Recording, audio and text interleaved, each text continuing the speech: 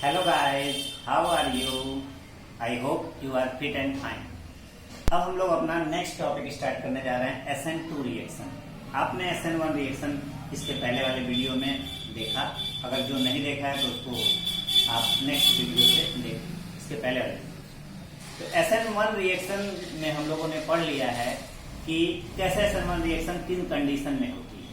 जैसे 3 डिग्री का alkyl halide है तो SN1 रिएक्शन, उसके लिए हम लोग को न्यूक्लियोफाइल कैसा होना चाहिए, वीक न्यूक्लियोफाइल, उसकी कंसंट्रेशन कैसी होनी चाहिए, कम होना चाहिए, जैसा हम लोग अगले वीडियो में डिस्कस करेंगे। अब हमारा टॉपिक यहाँ पर है SN2 रिएक्शन। तो SN2 जैसे कि SN1 में हमने पढ़ा था, वहीं पे हमने बता भी दिया था। इसका पूरा नाम अगर लिखेंगे, 2 का मतलब इसकी मॉलिक्युलरिटी होती है, ऑर्डर होता है। N का मतलब न्यूक्लियोफिलिक, S का मतलब सब्स्टिट्यूशन। यानी अगर हम लिखें तो इसे लिखेंगे by molecular nucleophilic substitution reaction.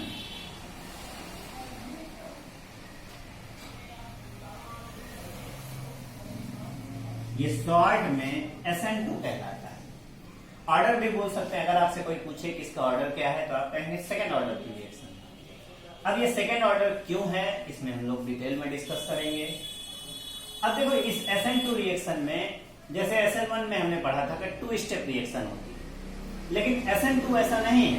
SN2 1 step reaction है।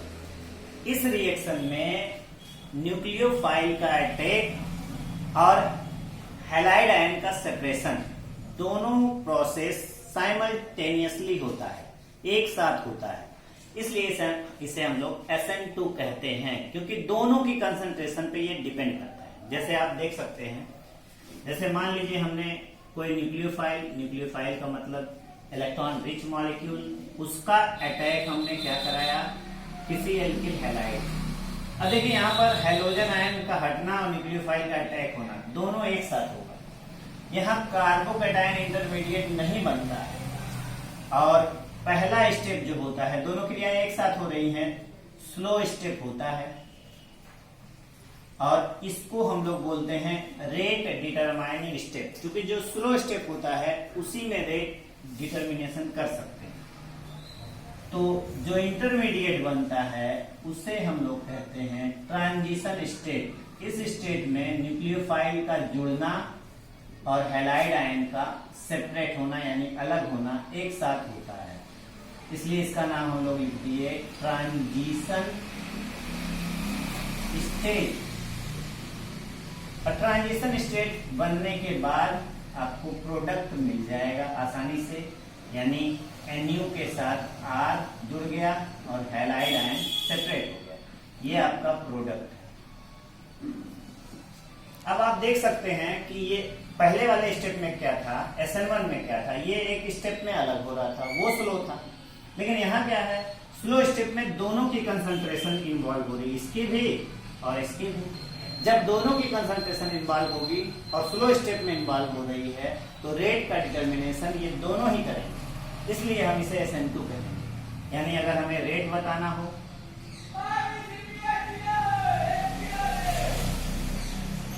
तो क्या होगा, R माइनस एक्स। तो दोनों का कंसंट्रेशन इन्वॉल्व हुआ, रेट कंसंट्रेशन हटा दिए, K NU और RX। ये आपका देख रहे हैं फर्स्ट, और ये दोनों की कंसंट्रेशन पर डिपेंड हुआ, इसलिए सेकंड ऑर्डर की रिएक्शन। अब चूंकि इसमें आप देख रहे हो कि न्यूक्लियोफाइल का अटैक बैक साइड से हो रहा है, उधर से नहीं हो रहा है जिधर से हैलोजन हटा है। तो इस पे यानी कार्बन पर जितना कम स्टेरिक हिंड्रेंस होगा उतना आसानी से SN2 रिएक्शन होगा। तो अगर हम कंपैरिजन करें कि SN2 रिएक्शन की तरफ एल्किल हैलाइड की रिएक्टिविटी, तो आपको ऑर्डर मिलेगा, यानी हम बोले reactivity of alkyl halide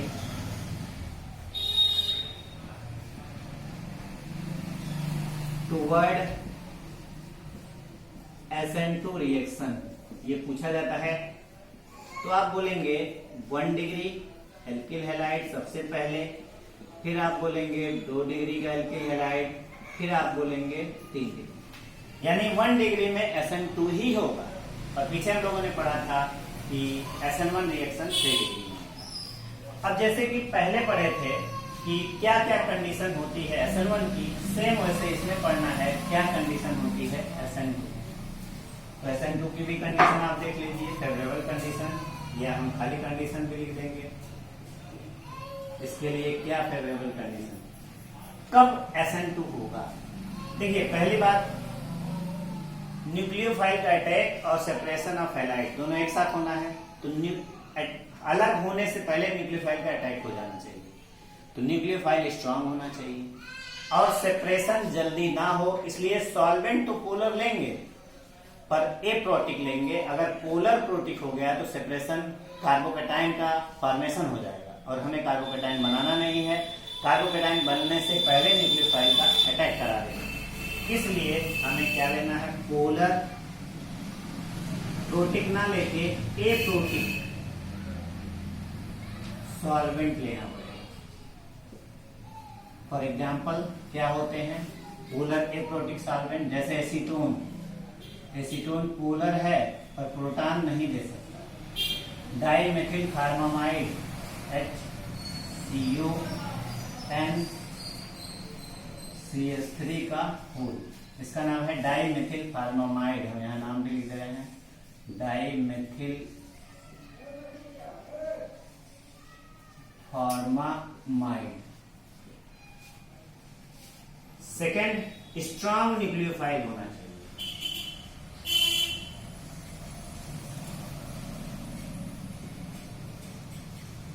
strong nucleophile कौन कौन हो सकते हैं, एग्जाम्पल जो निगेटिव चार्ज न्यूक्लियोफाइल जैसे OH माइनस, साइनाइड माइनस, या और भी निगेटिव चार्ज वाले आपको मिल जाएं, वो सब स्ट्रॉन्ग न्यूक्लियोफाइल की कैटेगरी में आते हैं। ये इतना SN2 की कंडीशन है। तो समरी अगर बोला जाए कि SN1 कब होगा, SN2 कब होगा, तो देखिए अगर एग्जाम में आपको 3 डिग्री का एल्किल हैलाइड दिया है तो आप आंख मूंद के कहिए SN1 रिएक्शन, निश्चित वो SN1 ही होगा। अगर आपको 1 डिग्री एल्किल हैलाइड दिया है, कोई कंडीशन नहीं दिया है, तो आप आंख मूंद के इसको कहिए SN2 होगा। लेकिन यदि 2 डिग्री का एल्किल हैलाइड दिया है तो दोनों हो सकता है, SN1 भी, क्योंकि बीच में आ रहा है, SN1 भी हो सकता है SN2। अगर 2 डिग्री को SN1 की तरफ ले जाना है, यानी इससे SN1 रिएक्शन करानी है, यानी हम SN1 की तरफ भी जा सकते हैं, SN2 की तरफ भी जा सकते हैं। अगर SN1 की तरफ जाएंगे तो उसकी कंडीशन होगी, कंडीशन क्या था, पोलर प्रोटिक सॉल्वेंट, और दूसरा वीक न्यूक्लियोफाइल।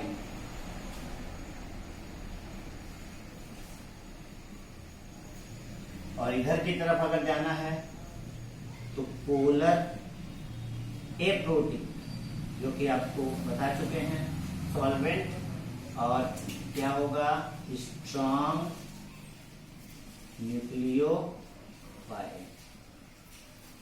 अगर कंडीशन आपके जैसा देंगे 2 डिग्री वैसा ही हो जाएगा। पोलर प्रोटिक सॉल्वेंट लेना है कि पोलर एप्रोटिक, दोनों तरफ आप जा सकते हैं। इस तरह से SN1 और SN2 दोनों में ये रिएक्शन, यानी 2 डिग्री के लिए हम कंफर्म नहीं है कि किधर होगा, कंडीशन पर डिपेंड होती है। ये था आपका SN1 और SN2 रिएक्शन।